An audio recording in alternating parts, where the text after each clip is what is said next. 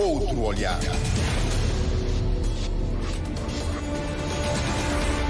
A presidente da Associação de Pais e Amigos de Crianças e Jovens com Necessidades Especiais congratula-se com a publicação em finais de fevereiro do decreto-lei que estabelece os princípios e as normas que garantem a inclusão das crianças e jovens com necessidades especiais nos sistemas de ensino do pré-escolar ao secundário, seja público, particular ou cooperativo. É o que nos conta agora nessa conversa conduzida pelo Júlio Vera Cruz Martins, a presidente da Colmeia, Isabel Muniz. Presidente da Associação Colmeia, Isabel Muniz, o Governo fez aprovar um decreto-lei que estabelece os princípios e as normas que garantem a inclusão das crianças e jovens com necessidades educativas especiais. É uma questão para a qual a Colmeia se bate há algum tempo. O decreto-lei dá-lhe satisfação ou ainda não? Em parte, sim. O decreto-lei veio trazer algumas novidades, nomeadamente a contratação de técnicos dentro do centro escolar, nomeadamente um psicólogo, um técnico de serviço social e um técnico com especialização na área da educação especial. Isto, de facto, veio em boa hora porque há necessidade, de facto, que as escolas adotam medidas, mas também que tenham técnicos adequados para responder ao aluno que estiver na condição de deficiência ou com necessidades educativas especiais. O plano educativo, também individual, é regulamentado. Tem, por exemplo, a parte da participação das famílias na elaboração do PEI, que é também importante. Traz algumas reformas mesmo em termos também dos alunos com mais idade, sim, com relação às respostas também nesses casos. Todo esse processo é importante e traz alguma evolução, de facto. Agora, uma das questões que nós achamos que é importante, que também essa lei deveria, neste momento que saiu, porque é uma lei que saiu no mês passado, tem a ver com o professor de apoio. Para nós, todas essas medidas legislativas são boas, mas quando não legislamos em termos do professor de apoio, nós teremos pouco estímulo dos alunos dentro da sala de aula, porque ainda nós temos turmas numerosas, mesmo que tivéssemos o rácio de 25, como diz a lei, um professor sozinho com alunos que têm mais exigência, de facto, é muito complexo. Para além de também os materiais que devem ser adaptados e meios de apoio que também constam, de facto, desta lei, mas só o professor sozinho, um professor com os alunos e com alunos com mais exigência, vai ficar muito difícil a implementação. Vai servir, de facto, no futuro, tendo em conta, por exemplo, o Governo também tinha regulamentado a lei em relação à gratuitidade do ensino de pré-escolar até a universidade. Nós, para termos alunos na universidade, nós temos que criar medidas preventivas. O professor de apoio é uma das medidas preventivas, não é? Porquê? Porque nós teremos alunos com estímulos dentro da sala de aula, tendo, de facto, o professor de apoio. Nós achamos que deveríamos ir um pouco além, de facto, implementar, nomeadamente, o professor de apoio. De todo modo, é preciso formar esses técnicos. É preciso formar esses técnicos, mas nós temos em Cabo Verde, foi no passado, formado professores de apoio que deveriam estar dentro da sala de aula. Não estão contratados. Nós temos professores de educação especial que também deveriam estar a trabalhar com essa população com deficiência, está a dar aulas. Cabo Verde, neste momento, pode até ter poucos recursos humanos, mas não se está a fazer a gestão dos recursos humanos especializados que nós temos e colocá-los no lugar certo. Temos essas duas questões que nós achamos que podemos sim resolver algum problema contratando os que já temos no mercado e alocar os que também estão em sítios que não deveriam estar. Essa é a minha opinião. A Colmeia vai iniciar um ciclo, uma programação a partir de 21. Sim, o dia 21 é Dia Internacional da Síndrome de Down, Trissomia 21. O dia 2 de abril é o Dia Internacional de Conscientização do Autismo e a Colmeia vai completar no dia 16 de abril 10 anos de existência. O que nós estamos neste momento a trabalhar essas 3 atividades em conjunto. As 2 atividades, no dia 21 de março, vamos realizar uma marcha de sensibilização em Santa Catarina, em parceria também com outras instituições e associações locais. No dia 2 de abril, iremos realizar uma marcha aqui na cidade da Praia, em parceria, todas essas atividades vai ser em parceria com a Comissão Nacional dos Direitos Humanos, a Provedoria de Justiça e o Observatório de Cidadania Ativa em São Vicente, e no dia 16 de abril vai ser a entrega da petição que nós temos em curso. Neste momento estamos na recolha da assinatura, que tem a ver com a adoção das medidas legislativas para a melhoria do cidadão que estiver na condição da deficiência. Essas atividades vão na sequência de uma pressão estratégica que nós queremos, de facto, despertar para adoções dessas medidas que sejam efetivadas na prática. Quer dizer, que são medidas de prevenção, que são objeto também da petição. Uma dessas medidas tem a ver com a criação de um serviço de intervenção precoce, com a criação de uma equipa multidisciplinar, pluridisciplinar, setorial, que vai abranger essas especialidades que nós temos pouco em termos de respostas aqui em Cabo Verde, mas também temos outros que não estão contratados, que têm a ver com fisioterapia, serviço social, assistente social, fonoaudiologia, com a parte da terapia da fala, neuropsicologia, psicologia, terapeutas ocupacionais, que são especialistas que vão trabalhar as crianças que nasceram na condição de deficiência, que são 13%, 87% são as deficiências adquiridas, são nós os ditos normais que podemos contrair. Uma AVC, doença de Parkinson, Alzheimer, são essa equipa multidisciplinar e pluridisciplinar vai dar resposta a esta população que estiver na condição da deficiência.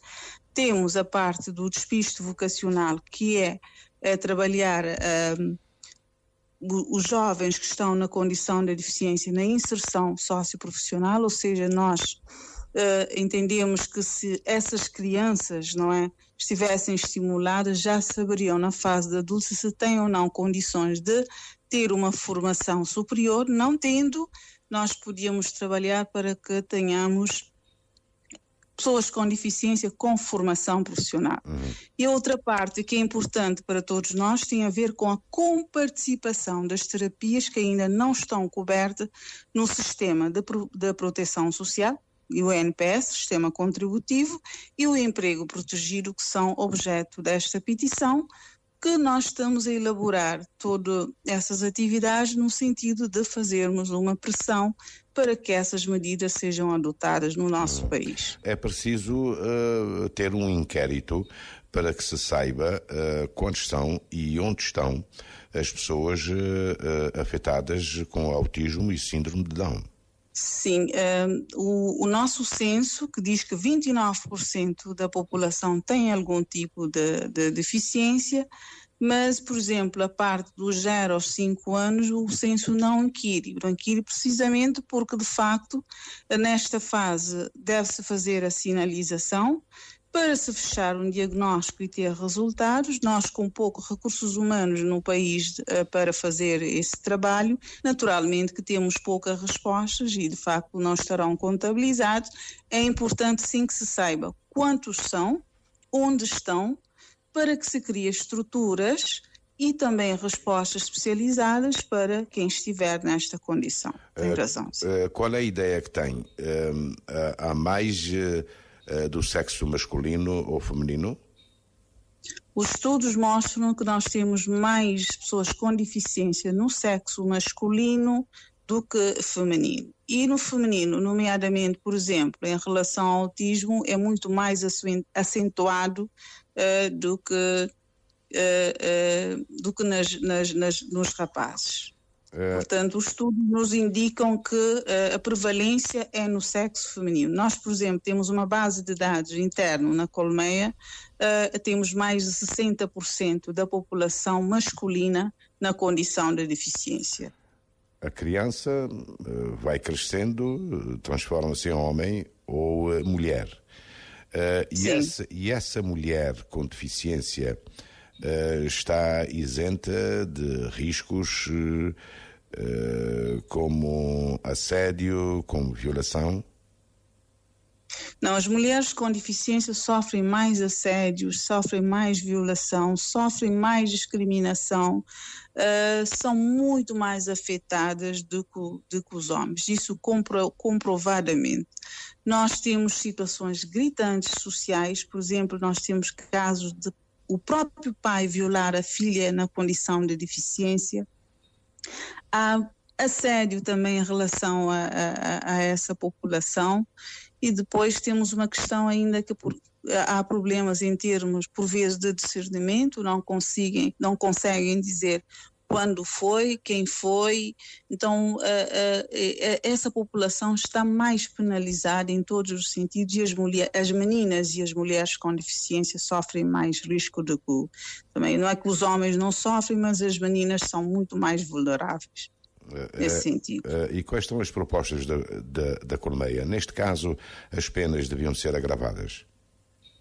Muito mais agravada, com mais, por exemplo, quem trabalha em termos legal e que criam também medidas devem dar atenção a essa franja e, nomeadamente, no que tange as meninas e mulheres com deficiência, não só em termos de assédio, mas também em relação ao emprego e formação profissional. As meninas são muito mais afetadas do que os homens. Há uma prevalência em termos de afetação pela negativa das meninas e mulheres com deficiência do que os homens. O que é que está a dizer? O que é que está a dizer é que há mais discriminação. Há mais discriminação, sim, em todos os sentidos em relação às meninas e mulheres com deficiência. Diga, sim. Diga. O que nós achamos que todas essas medidas que nós propomos, que são medidas preventivas, não é? Não só em termos de saúde, em termos de educação, mas em termos social e em termos de justiça social, deve-se, de facto, estava a dizer, fazer o inquérito. Já houve um inquérito no passado, a Handicap Internacional trabalhou num inquérito, num estudo nessa questão. Viu-se claramente, por exemplo, a discriminação que havia nas mulheres com deficiência. Se formos também em termos do censo, podemos ver que não temos informações, porque não temos de facto condições em termos de especialistas, mas também para nós podermos ter essas respostas, nós temos que fazer o inquérito para saber o que fazer, não é? Onde estão. E, não sabendo onde estão, não vamos criar nem respostas, nem estruturas voltado para esta franja da população, como também o próprio censo diz, que são 29%, e dentro destes 9% nós temos um déficit em relação à parte dos 0 aos 5 anos. A Colmeia faz 10 anos, no próximo 16 de abril. Isabel Muniz, como cidadã, faria tudo de novo? Eu, como cidadã, se tivesse que nascer 10 vezes, faria tudo de novo. Faria tudo de novo porque esta franja da população sofre mais discriminação, é mais vulneráveis em todos os sentidos, não é? Porque uma coisa é a pobreza, outra coisa é a pobreza mais a deficiência associada. Nós temos ainda problemas em relação ao acesso à saúde em termos de reabilitação e habilitação. No caso, por exemplo, das crianças que nascem com deficiência, devem ser habilitadas. Nós, os adultos, devemos entrar na condição de deficiência, devemos estar reabilitados. Há diferença nesta parte. Temos questões em relação ao despiste vocacional, à formação profissional. Então, penso que esse trabalho é um trabalho que deve ser feito, deve-se continuar a fazer. Porquê? Porque são respostas que têm a ver com seres humanos. Não há nenhuma resposta mais importante num país ou investimento num Estado que não deve de um cidadão, nomeadamente uma franja de população que está sempre na situação de vulnerabilidade por causa da deficiência. Isabel Muniz, presidente da Associação de Pais de Crianças e Jovens com Necessidades Especiais, Colmeia, entrevistada pelo jornalista Júlio Vera Cruz Martins. É o fecho então desta rubrica Outro Olhar no Bom Dia Cabo Verde.